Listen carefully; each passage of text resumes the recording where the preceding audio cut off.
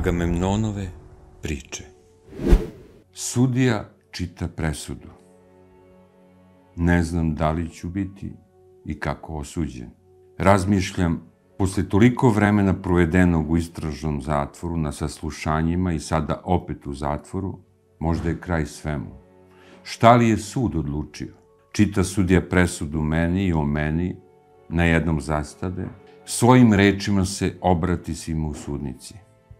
Izvinite, moram da sednem, uz sva poštovanja suda kada se presuda čita stojeći. Moram da sednem. Ne mogu stojeći da pročitam ovu presudu. Nije lako čitati presudu čoveku koji se osuđuje na smrt streljanjem. Osuđenik na smrt je nepoverljiv prema svima koji dolaze sa slobode. Đorđe Adamović je osuđen na smrtnu kaznu zbog ubistva prijatelja i druga sa istim imenom i prezimenom. Đorđa Adamovića i njegove porodice, žene i 2 maloletne dece. Zatvor u Zaječaru je od grada udaljen oko 5 kilometara, pored Timoka. Đorđe Doka Adamović već 3 godine čeka ovde pomilovanje ili izvršenje smrtne kazne. Stražar nas, otlučavajući metalnu kapiju zatvora, pita: da li nosite nešto od hladnog oružja? Ne nosim. Naša je dužnost da kontrolišemo svakog ko ulazi u zatvor. Detektorom za otkrivanje metala i eksploziva osluškuje moje odelo. Zvoni. Iz džepova mi vadim magnetofonske trake. Opet zvuk. I u drugom džepu su magnetofonske trake. Kada je prestao zvuk aparata, ušao sam u zatvor. Osuđenik Đorđe Adamović je čekao u ćeliji. Skinuli su mu okove, metalni lanac sa ruke. Potišten je, belina zatvorskih zidova mu je na licu. Teško je pitanje za osuđenika na smrt kako se osjeća. Priča kako ga boli stomak, slabo jede i najčešće traži lekarsku pomoć. Da li vam rodbina piše, da li se interesuje za vas? Ćuti. Pred njim su presude. Pismo od žene, nevenčane, otišlo od kuće. Bio sam oženjen, nisam više. Imam jedno vanbračno dete, 14 godina, u Sloveniji živi, kod bivše tašte. Da li sin zna da ste u zatvoru? Ne zna. Krijemo. Kad bude punoletan, onda treba da sazna sve o svom ocu. Majka mu je umrla u Austriji. Neka Austrijanka je udarila vozilom, bila je 20 dana u šok sobi. Tada su meni javili, pitali su iz Austrije šta da rade. Pomoći majci nije bilo, a dete, rekli su, može da se spasi. Ja sam odgovorio, pa kad je takva situacija, nek spasavaju dete. I tako se on rodio, ali je ostao bez majke. Obilazio sam ga i dajem izdržavanje. Kako ste dospeli u zatvor? To je bilo veliko iznenađenje za mene. Tog dana, pre podne, radio sam, odnosno došao sam na posao u rudnik, u okno. Odmah mi je bilo nešto čudno. Proveo sam u kantini pola sata. Svi su dobili raspored za jamu, a meni poslovođa kaže: ti dole da ne ideš unutra. Uzmi lopatu i ispred okna da čistiš sneg. Hoćemo da postavimo parno grejanje ispred okna. Gledam otvoren prostor, čudi me. Gde će da postave parno grejanje? Šta će parno grejanje napolju? Na otvorenom prostoru cevi će da popucaju. Meni ni tu nije proradila misao, pa kažem: šefe, znate da sam ja bravar, nisam fizikalac i ne samo bravar, nego jedan od najboljih majstora, a sada da čistim sneg. Kud god me pošalju, ja kvar otklanjam brzo. Prvo stanem, pogledam, smislim i gotovo. Dogodilo se, vagoni koje prenose i stresaju rudu došli do krive šine i dalje ne mogu. Šarke na vagonu se odvalile, vise vrata, ne može voz ni napred ni nazad. Zaglavili se s jedne strane prazni, a s druge strane puni vagoni. Ne može da se istovari ruda. Meni nadzornik kaže: dole, ima dole neki problem. Vidi šta je, povedi još nekog. Neću nikoga da povedem, zato što prvo hoću da vidim koji mi alat treba. Siđem u jamu, vidim da meni niko nije potreban da pomogne. Tu je mašinovođa, rudar. Ja uzmem sajlu pa se spustim do vagona, zakačim sajlom vagon i kažem mašinovođi da pola metra krene napred. Kako on krene, ja kranom povučem vagon, a ujedno dižem patos vagona. Tako vagon legne i ruda ispada iz vagona. I vagoni sa rudom se obraćaju. Za 10 minuta sam normalizovao saobraćaj. Nadzornik me gleda začuđeno. Kako bre gotovo, oni dole ceo sat su se mučili da otklone kvar. I on interfonom proveri i onda kaže, dole svaka ti čast. Čistim ja sneg, tako, 1 sat napolju hladno, pa odem u radionicu, naslonim leđa na radijator, gledam zamišljeno, zašto mene, dobrog majstora, teraju da čistim sneg? To je meni bilo u glavi, opet izađem, čistim sneg, pa se opet setim, pa ovde ne može parno grejanje da bude. Tu ulaze kamioni, tu je ulaz. Vidim ja inženjera, pitam, šefe, jesam li ja lopatar ili bravar? Šta ti fali, kaže on. Nemojte da me naterate da sad odem u kupatilo, da se presvučem i da više nikad ne dođem kod vas na posao. Bravare traže u celoj Jugoslaviji, poslije ćete da kukate za mnom. Nemoj na to da gledaš, kaže inženjer. Ja ćutim. Oko 11 sati imao sam svoje ekspres lonče za kafu. Skuvam kafu da ne bih zadremao. A poslovođa kaže, skuvaj i meni jedno. I oni negde čuli za ubistvo porodice Đorđa Adamovića, supruge, sina i ćerke. Poslovođa mene pita, poznaješ li Ćosu? Poznajem, kaže. Onog Golubara? Poznajem, kako da ne, pa ja sam Golubar. Poginuo. Kako poginuo? Poginuli svi njegovi. Cela porodica. A ja sam prethodne večeri negde oko 4:30 bio kod Ćose. Tako smo ga zvali. Vreme nije važno, 5:30, 7:30, pa neka bude i do 7:30. Išao sam za skripte. Trebalo je da polažemo za sudije Golubare. Zadržao sam se toliko, pa koliko za pola cigarete. Samo nas dvojica nismo položili sudijski ispit. Ćosa mi kaže, što ti skripte nije dao Gaja Rus? Rekao mi da nema. Laže, kaže Ćosa. I nešto opsova Gaji. Naći ćemo mi skripte na drugom mestu i za tebe i za mene. Kada sam polazio iz Ćosine kuće, ostao je njegov kum. Žena je držala dete i od tada ga više nisam video. Izašlo bilo novo pravilo da svaki golubar na nogu goluba mora da stavi metalni prsten. Na prstenu oznaka Ju, broj 62, to je Bor, to je naša šifra, broj 25, to sam ja, vlasnik goluba, i godinu kada se taj golub izlegao. To je bilo obavezno za takmičenje goluba u letenju, a sudija odobrava let, takmičenje. Kao vlasnik golubar moram da polažem sudijski ispit, inače ne mogu da se takmičim. Želeli smo da se spremimo za takmičenje, da idemo u Negotin da polažemo taj ispit. Jedino Ćosa i ja nismo polagali. Tako sam ja izašao iz njegove kuće i više ga nisam video. I nisam verovao da se to dogodilo. Da je Ćosa mrtav, da je mrtva i njegova porodica. Uveče sam bio kod njega, sve sam ih video, a sad na jedanput nastradali. I niste položili ispit za sudiju Golubare. Nisam, uhapšen sam. Uopšte nisam verovao da se sve to dogodilo. Izašao sam još jedanput da očistim sneg. Kad sam završio, kažu mi da uzmem motku i oborim led sa strehe radionice da nekom ne pade na glavu. Razmišljam, šta je ovo sa mnom danas? Zašto mene teraju da obaram led? Vratim se u radionicu i sednem, kad onaj Grica, metalostrugar, ide unazad, ovako drži ruke ispred sebe i viče, ubili Ćosu. Ja ga gledam, kolega mi je s posla, a ovako se iživljava, voli malo da popije. Ja mu kažem, šta je bre, ti nisi normalan čovek? On ćuti. I on je posle meni bio svedok. Rekao mi je da sam bio zamišljen i da sam gledao u jednu tačku. Čudno mi je zašto nisam sišao u jamu. Oko podne 2 radnika, varilac i bravar, doneli pečenu jagnjetinu i pitaju mene da li imam nož. Nema. Imao sam jedno parče metala od testere koja se odvojila i odem na brusilicu, obradim, napravim nož u obliku polumeseca.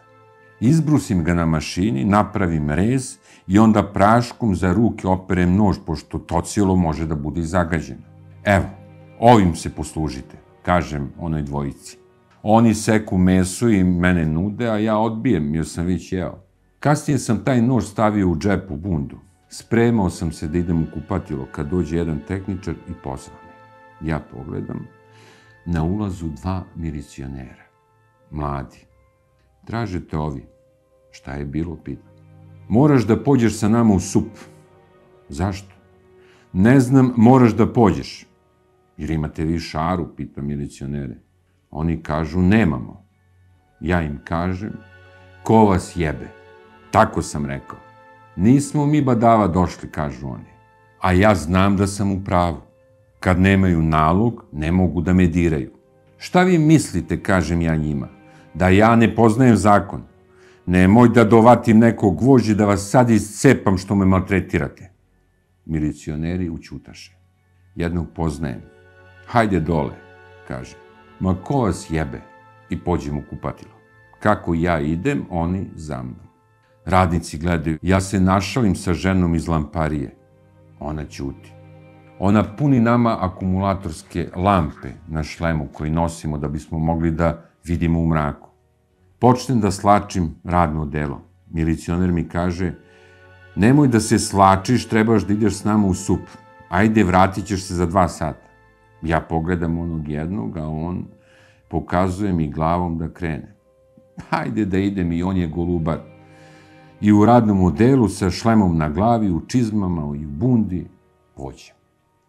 U supu u kancelariji 3 inspektora, poznajem ih. Bili su milicioneri pa su završili za inspektore. Jedan od njih mi kaže, slači se. Kako da se slačim? Sve. Sve. Skinem čizme, čarape, pantalone, gaće, skroz go. Pruži ruke, digni, okreni leđa, kaže inspektor. Gleda me, obuci se. Ništa mi više nije rekao. A zatim kaže milicioneru da me vodi u podrum. Dole u podrum da me bijete, a? Pre svega niste mi rekli zašto ste me doveli. Reći ćemo ti. Jedan od milicionera mi kaže da izvadim sve što imam u džepovima. Hoće da me zatvore ovde u podrumu. Koga bre da zatvorite? Tebe. Ja kažem, slušaj bre, znaš da imam nož, nemoj da se ponašaš tako.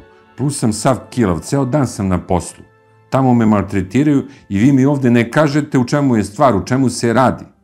Ja izvadim onu kosturu, nož nema korice, onaj što sam ranije davao da seku meso. Šta misliš da se ja iznerviram, kaže milicioneru. Da te munem, šta bi radio? Milicioner kad vide u kakvoj se situaciji nalazi, kaže, ubi me. Ma nemam razloga da te ubijem. A posebno sam bio kivan na njega od ranije. Jedna moja komšinica se otrovala zbog njega. Bio je on kao ljubavnik. Onaj moj drug, dobar zemljak sa sela oženjen s njom, nije imao spermu kako treba i nisu imali decu. Međutim, ovaj milicioner je opalio i ona ostala u drugom stanju. Muž pita, od koga si ostala u drugom stanju? Ona mu prizna i popije kiselinu. I to sam ja sve znao. Njen muž mi je bio komšija sa sela i mi smo mu namestili, moja majka i otac, rekli smo mu za ovu susetku da je dobra, sredili da se uzmu. I zbog toga sam ja bio kivan na milicionera. Rekao sam mu, nisam ti ja znaš šta si napravio da moj zemljak ostane bez žene? On pocrvene i ode. Iz podruma vidim moje drugove golubare u hodniku supa. Zašto ste došli, pitam. Sve su nas zvali koji smo imali posla s njim poslednjih dan, 2. S kim? Sa Ćosom. Ja pitam, da li je stvarno ovo što se priča? Jeste, kažu moji drugovi. Izađe jedan milicioner, onako malo se razbesnao, sa zamenikom načelnika supa i kaže, jel bre, šta si ti mangupiraš, a? Nećeš da ideš u podrum, pretiš ovom milicioneru. Nemoj da te prebijem ko mačku.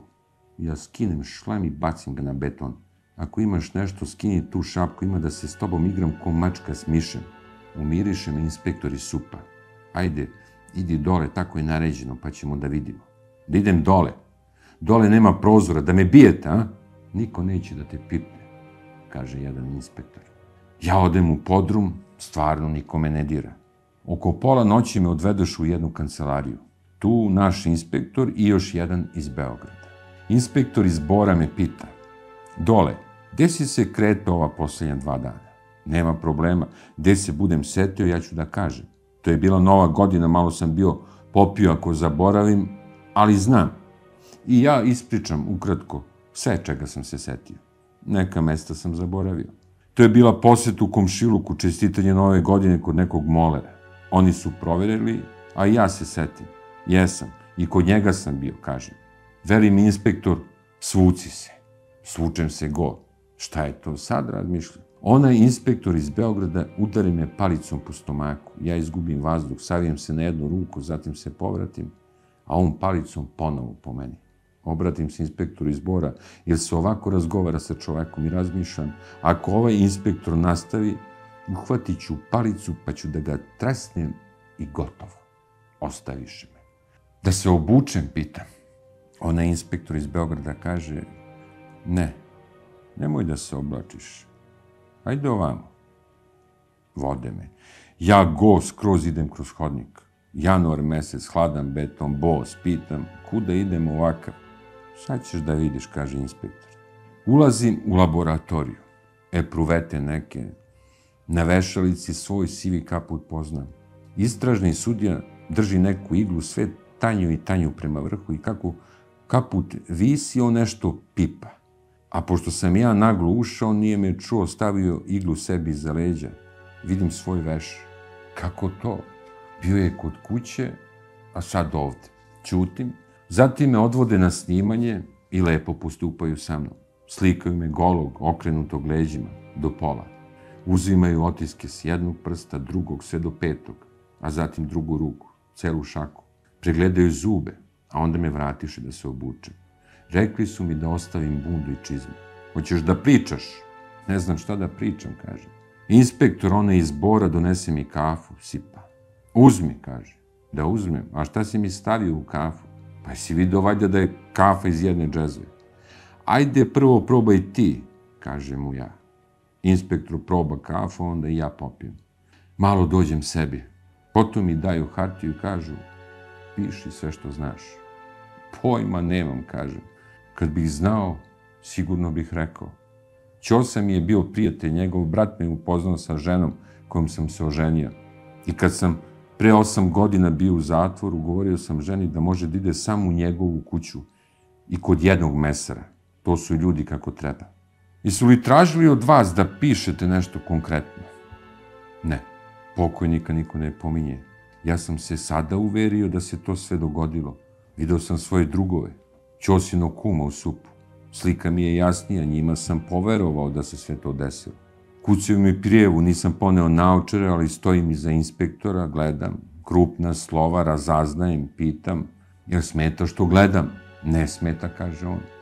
Kad ja vidim, Đorđe K. Adamović, to je onaj pokojni Ćosa, a ja sam Đorđe N. Adamović, piše, član 47, to je ubistvo.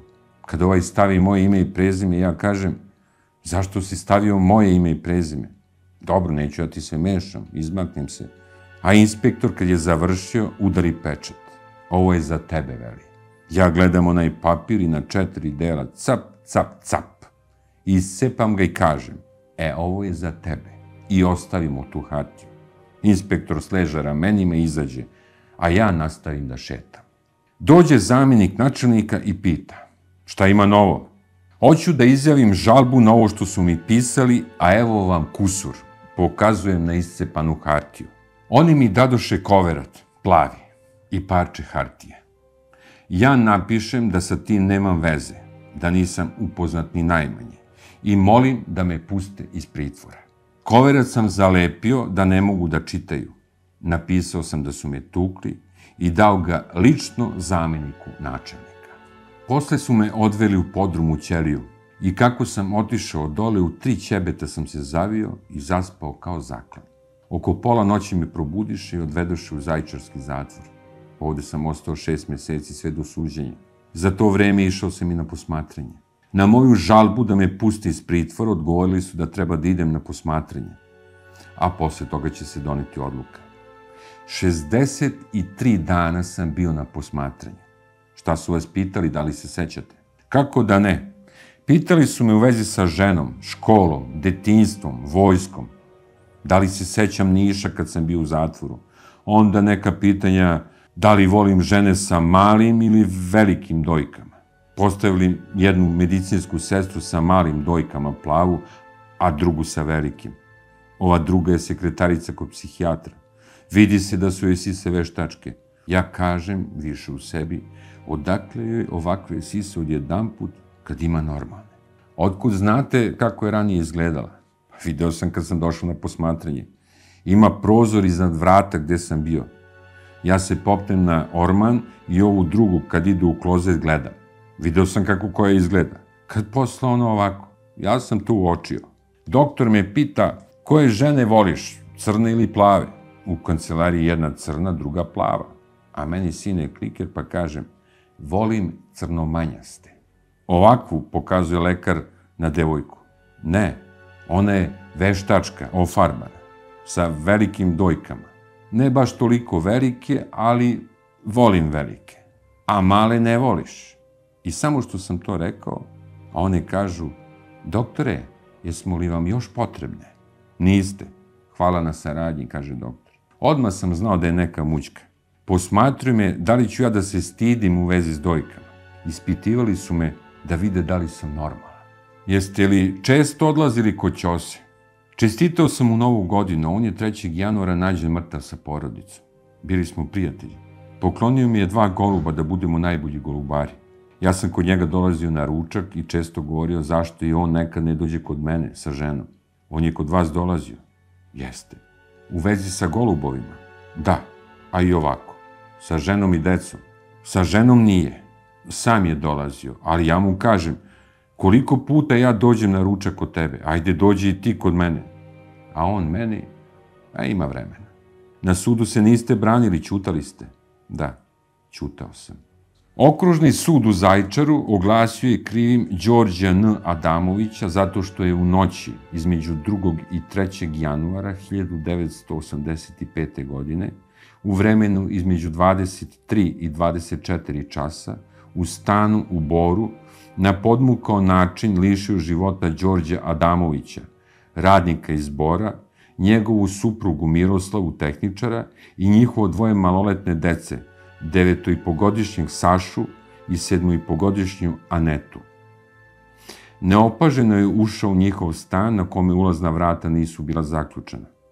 Prišao ležaju gde je spavao Đorđe Adamović i, iskoristivši njegovu bespomoćnost i nemogućnost da se brani, a znajući da nije ni očekivao napad, udario ga više puta u predelu glave i grudi neidentifikovanim gvozdenim predmetom, nanevši mu smrtonosne povrede. Zatim je ušao u prostoriju u kojoj se nalazila Miroslava Adamović, supruga. Prišao joj i neidentifikovanim gvozdenim predmetom više puta je udario u predelu glave, nanevši joj smrtonosne povrede. Potom je prišao maloletnom Saši koji je spavao u istoj prostoriji i istim gvozdenim predmetom više puta ga udario u predelu glave, nanevši mu smrtonosne povrede. A zatim je prišao ležaju u kojem je spavala maloletna Aneta i nad njom izvršio obljubu. A zatim je sečivom noža udario u predelu grudi, nanevši joj ubodnu ranu. Đorđe Adamović je osuđen na smrtnu kaznu. U stanu optuženog radnici SUP-a su pronašli i jednu papirnu maramicu sa tragovima krvi. Prema nalazu i mišljenju veštaka, na toj maramici na 2 mesta ostali su tragovi krvi ljudskog porekla, koja najverovatnije pripada 0. krvnoj grupi. Na osnovu analize i mišljenja veštaka utvrđeno je da krv pokojne porodice Adamović pripada 0. krvnoj grupi. Saopšteno je da optuženi Đorđe Adamović ima krvnu grupu A. Tragovi krvi ljudskog porekla pronađeni su i na 2 noža optuženog. Na jednom nožu ručno izrađenom od lista testere sa plavo obojenim rukohvatom i na perurezu sa žutim koricama. Sud je zaključio da je optuženi u kritično vreme kod sebe imao oba noža. Tragovi krvi ljudskog porekla na zimskom kaputu optuženog i njegovim čizmama u sklopu ostalih dokaza takođe nesumnjivo ukazuju na to da je optuženi počinio krivično delo. Vrhovni sud Srbije odbio je žalbu optuženog i presuda Okružnog suda u Zaječaru je potvrđena. Đorđe Adamović oglašen je krivim i osuđen na smrtnu kaznu. Jeste li se umorili? Nisam. Ja sam ovde oguglao, razbolao se. Pored ostalih bolesti imam oboljenje usnog živca. Stavili su mi bubu u uho, živu. Znate kako to boli? Ona udara u bubnu opnu i sada mi uvo zuji. Svrbi me u sredini glave i zato nosim ovaj nokat na malom prstu. Da niste vi to sanjali? Nisam sanjao, izvadio sam kasnije bubu iz uha, prepolovljeno. Ustao sam, on je i dalje sedao i pušio. Ruke su mu podrhtavale, da li se umorio. I dalje je sedeo kao da je hteo da još ostane s nekim, da ćuti. Pozvao sam stražara i rekao mu da hoću da izađem iz zatvora. Stražar je prišao i osuđeniku stavio okove na ruke. 3 meseca kasnije Đorđe Adamović je umro u zatvoru. Odbio je hranu. Nije hteo da bude osuđenik na smrt.